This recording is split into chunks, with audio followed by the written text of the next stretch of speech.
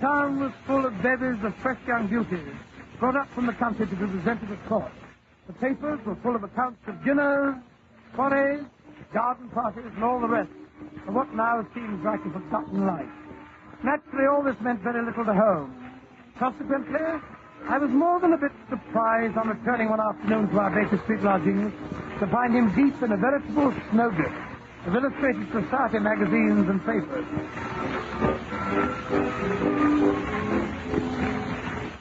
Watson, do you know about this man Damery? Damery? What Damery? Lord Damery, of course.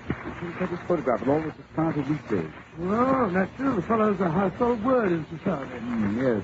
He's a man of the world with a natural turn to diplomacy, and he's asked me for a 4:30 appointment, which I've granted. You mean that old Damery's coming here? It's 4:30 now, and look at the mess Oh, of the can't place you, he's in. Can't you, sir? It's that is Mrs. Hudson. Lord Damery is not paying a visit to Baker Street to investigate our housekeeping, but to consult me in my professional capacity.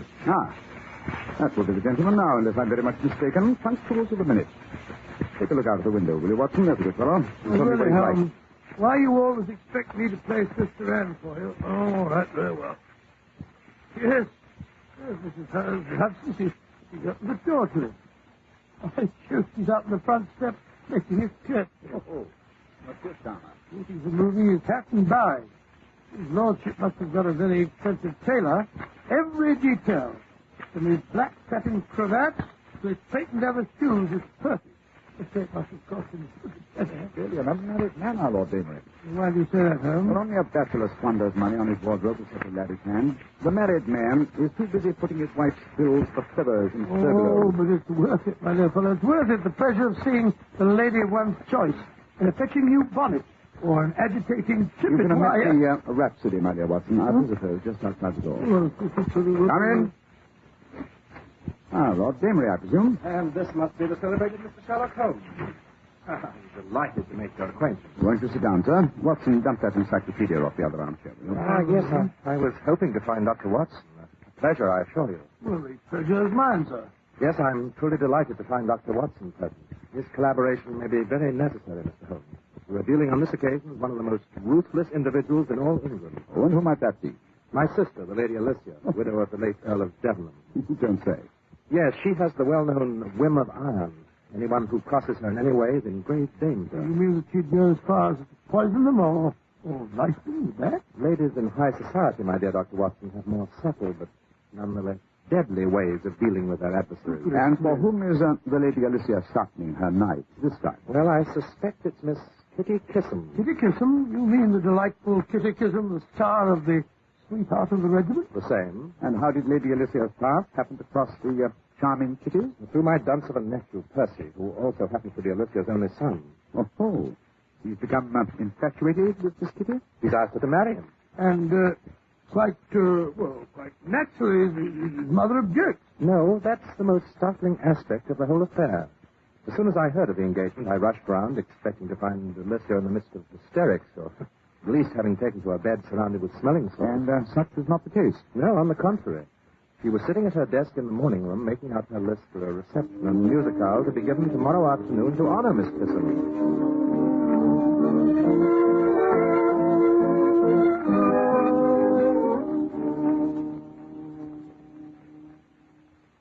Lord and Lady Coverdale, the Duke of Rossington, Lady Windermere. Well, I must say, my dear Alicia, I hardly expect to find you in such a cheerful mood. Why not?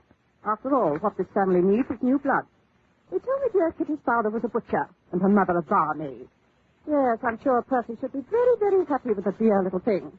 She's bound to make a big impression on all our friends. Alicia, I don't like the way you say that. You have that certain glint in your eye. What glint, dear? The glint you had the evening you met the Lady Eustacia de Vere at the top of the grand staircase at Buckingham Palace. Yes, we've been quarreling all the winter. With such fun. Yes, you smiled politely and left her sweet card. Then you deliberately stepped on her train, ripping it off at the waist, revealing the fact that she wore certain red flannel undergarments. Dear Eustacia, she was the laughing stock of Mayfair. I warn you, Alicia, Kitty Kissam is no Lady Eustacia. Of course not, darling. She's no lady at all. That's what makes me so anxious to have our friends meet her.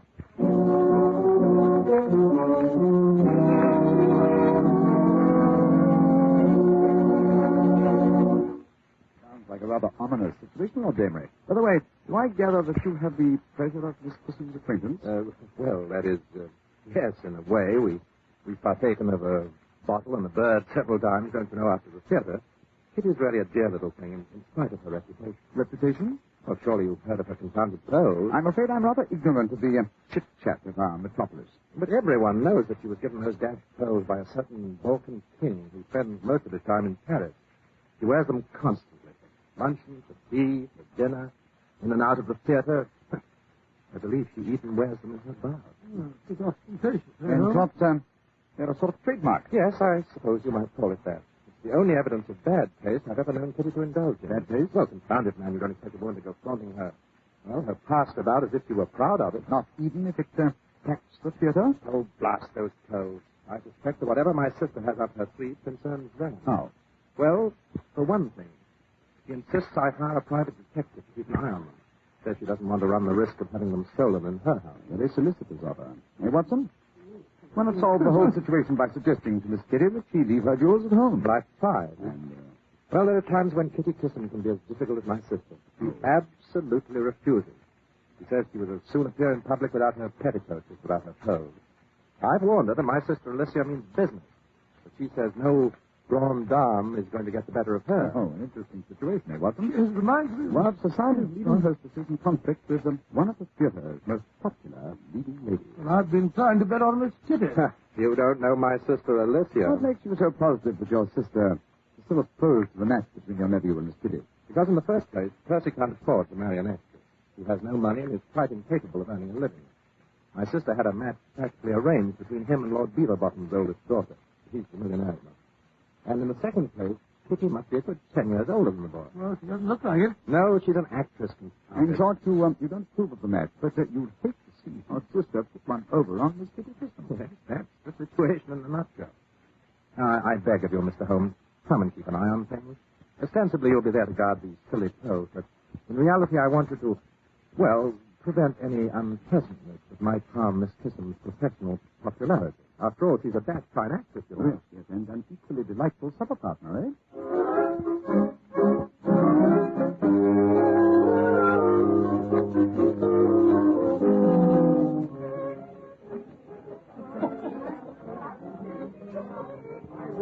Anything awkward happens to Kitty, Miss Kissam, at this party of yours, I shall cut Percy out of my will. He won't get a penny from me. And then where would you be? My dear James, calm yourself. Anyone might think that it was you who'd become engaged to Miss Kissam instead of Percy. Besides, if Percy has to wait till you pop off, my dear, before he inherits the family wealth, I'll be dead and gone. You're too disgustingly young and healthy. It's no good trying to butter me up, Alicia. And I wish to remind you that it's not the family wealth Percy will inherit. It's my money, my own. I made it myself, and I shall leave it to whom I please. Of course you will, James. But we Damerys are famous for sticking together, aren't we, sweet? Oh, look. Who's the lean, rapacious, and very distinguished man who just entered? Sherlock Holmes and Dr. Watson. Oh, these are the gentlemen I've asked to guard Miss Kissam's pearls.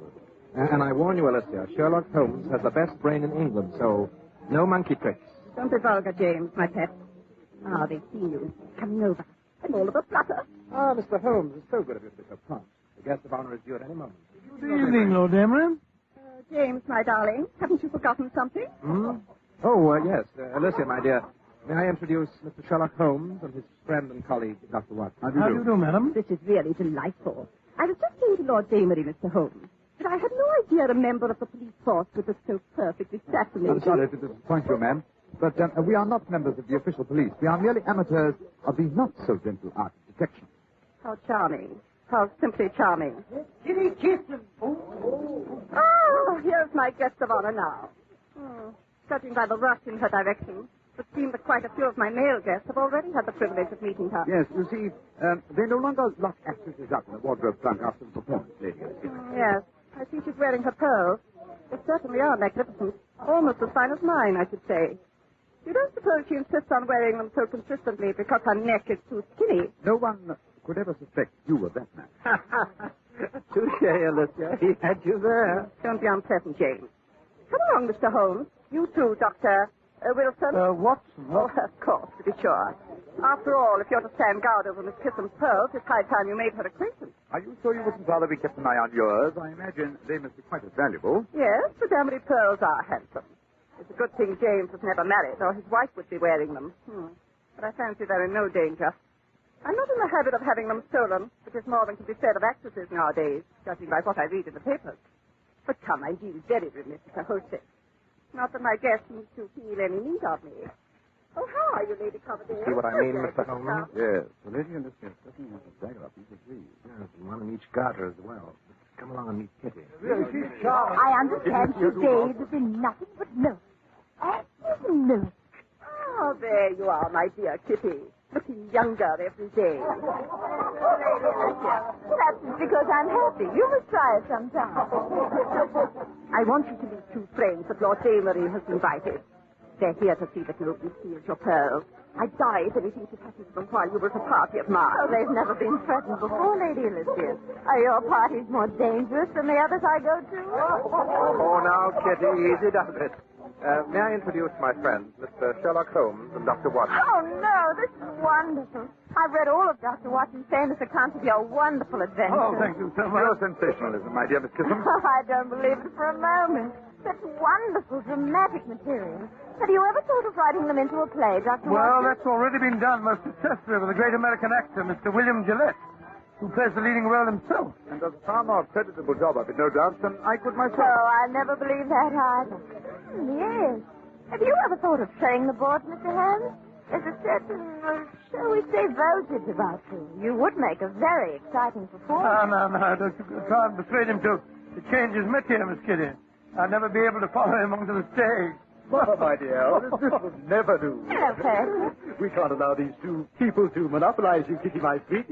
You must meet some of our other friends. All in good time, Percy. First, give your fiancé a chance to catch her breath. Kitty, my dear, you must have a glass of champagne to brace you for the ordeal of meeting all these people. Percy, tell Paddleford to bring that tray over here. Oh, very well, dear. I'm sure Mr. Holmes and Dr. Watson could do with a spot. There's a bar in the anteroom here if you'll just step in for a moment. James, my dear, aren't you forgetting what these gentlemen are here for? We can't leave Kitty unprotected. Ah, here's Paddleford. Allow me, Kitty, my sweet. Oh, thank you, Lady Elizabeth. And a glass for you, Mr. Holmes, and one for...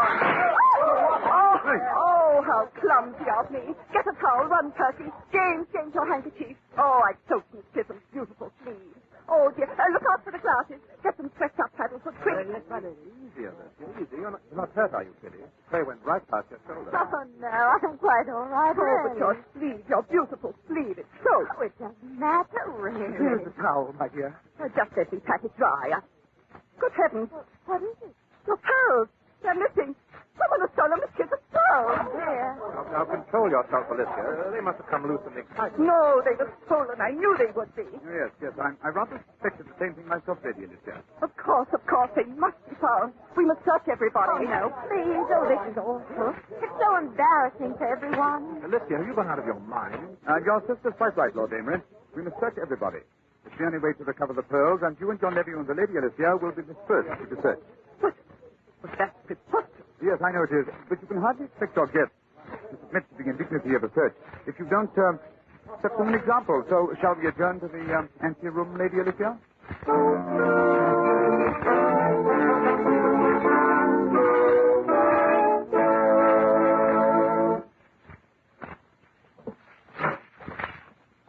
Well, here we are, Mr. Holmes. My sister, my nephew, and myself. Which would you like to search first? Suppose we allow Miss Kitty to choose. After all, it was she who lost the pearls. Oh, really, Mr. Holmes? I feel it's all so unnecessary. The pearls came loose in the excitement over the upset tray. They've probably rolled under a chair or rug somewhere. If we wait until the guests have gone, I'm sure we'll find them. Certainly not, my dear. Those pearls were stolen. There wasn't a chair or rug anywhere near us. Nothing but bare parquet floor and a lot of people. Yes, she's right about that, Holmes. Of course I'm right. There's a thief in my house, and I insist that the fact that he or she is probably a guest of mine should be no protection. After all, that necklace was given you by a certain royal personage. It's practically a historical relic. Yes, I know, but really, I'd much rather not have any fuss or commotion. Nonsense, my dear. We must find the culprit. Everyone must be searched. Bravo, Lady Alicia. Thank you, Mr. Holmes. And now that enough time has elapsed so that they will think that we've been thoroughly searched, suppose we call in the rest of the guests, one at a time. You gentlemen can search the men, and Kitty and I will search the ladies. Behind that screen. Oh, please, I'd be much happier if you wouldn't. Nonsense. Let's get on with it. Right. But I still insist the search begins with the camera. Oh, very well, if you insist on being a stickler for form. I suppose Percy and Lord Damery may as well turn out their pockets. No, Lady Alicia. We shall begin with you. Me? But I haven't any pockets. I don't even carry a reticule. So where could I hide anything? In your body. And Miss Kissam, if you will investigate Lady Alicia's body. The idea. The very idea. Oh, I'd much rather not. Very well. If you won't, Kitty, I will. James, don't you dare. James, take your hands off my neck. That's an outrage. James, stop it. I'm sorry, but I can't let this talk go on. That is, it's not worth it. That is, well, you see, those pearls aren't real. My dear, you mean the king gave you imitation jewelry? That whole story was made up by my publicity agent. He thought it would be good for me. I rather suspect you knew the pearls were imitation the first time you saw them. That's why you planned to show me up. But all these stories about you and the king... Oh, I'm so sorry to disappoint you, Percy, but I'm really quite a respectable person. I've never met a king. Well, I must say this is a blow. A surprise, I mean. I shall be terribly ragged by my pals, you know. They were all rather envious of me. After all, no one needs to know. We don't have to publicize this thing to the world. Oh, but I must tell my guests, James, dear. After all, I owe them some explanation if I let the whole matter drop after making such an issue of things. I'm sure that everyone will be interested to know that not only are Miss Kissam's pearls not real, but Miss Kissam is somewhat of an impostor herself. But how could you know the pearls were false, Mother dear? After all, ladies don't wear imitation jewelry. And actresses don't wear trinkets given them by men who don't consider them ladies. Here is your engagement ring. Let me... Well, I didn't really... Oh, this is... Keep the ring as a remembrance, don't you know? Thank you, Percy, but I'd rather not. Well, Alicia, now that you've accomplished the result for which the party was undoubtedly given, suppose you let me send the guests home. Oh, not before I've had a chance to explain. You'll do nothing of the kind. Kitty Kissam wants people to think a king gave us some pearls. That's her business. Thank you, Lord Damery, but it really doesn't matter. I'd just as soon they did know. That story of the royal pearls was beginning to make me feel just a bit foolish. Oh, I'll admit it was helpful when I was just a struggling small-part player, but now, well, I flatter myself that my hold on the ladder of success is firm enough so that it'll take more than a few imitation pearls to shake me loose. Bravo, Miss Kitty. I salute your courage. Thank you, Mr. I say, look here. Perhaps I've been a bit hasty, don't you know? You keep your silly mouth shut. I'll handle this from now on. You stay here, Alicia. I'm going to explain the situation to our guests. But, James... Alicia, shut up! Well, really? I'm afraid, Mr. Holmes, there's a streak of vulgarity in my brother. I'm sure I don't know where it comes from. Yes, probably from the same place he gets his honesty and sense of fair play. Dear me. Don't tell me you're going to be cross with me, too. By the way, whatever made you think that I might have secreted Miss Kissam's pearls in my body? My dear Lady Alicia, when something of value disappears during a manufactured commotion, the first one suspected should be the person who did the manufacturing. You mean you thought that I upset the tray on purpose? Quite. But come, let us join the others, shall we? I think we've given Lord Damery ample time to make his explanation. Miss Kissam, if you will do me the honor. Watson, you may escort the Lady Alicia. Thank you. Thank you very much indeed. Oh, by Jove, here's one. Well, that makes 99. Here's two more. 100 and 101. I found 5 more, all in a little bunch. Oh, this is simply thrilling. So much more fun than hunting for Easter eggs. Well, that makes 106. James, what on earth are you doing? Hunting for pearls. Seems I was right in the first place. Miss Kissam's pearls weren't stolen. The string must have broken and strewn them all over the place. Any more? We've looked everywhere. I'm sure there isn't an inch we haven't searched. Then here you are, my dear Kitty. Allow me to return your pearls. Oh, thank you. But I don't understand. Tell me, Miss Kissam, Yes? how many pearls were there on your string? 105. But Holmes, Lord Damery, just counted them. He mentioned 106. There's one more pearl now than there was when it was stolen. It's incredible. It's absolutely impossible. No, my dear Watson, no. It's not incredible. It's not even impossible. It's merely enlightening. What do you deduce from the presence of this added proof of the humble oyster, Lady Alicia? Perhaps you can explain why there are now 106 pearls in Miss Kitten's necklace. Did you say 106? But my necklace, the Damery pearls have 106. Good heavens, my necklace, it's gone. Someone has taken my pearls. Then may I ask, Lady Alicia, what pearls are those still hidden in your bodice? But those are Miss Kitten's imitations. James must have taken mine off my neck when he was threatening to search me. And now he's pulled this trick to get even with me. The string that broke are my pearls. She has no right to them. They are the Damery pearls. My dear Lady Alicia, there is one person who has a better right to them than yourself. That person, of course, would be Lord Damery's wife. Yes. Judging by the look in Lord Damery's eyes, Watson, wouldn't you say they've been handed over to the proper party? My Jove, yes. Elementary, my dear Holmes, elementary.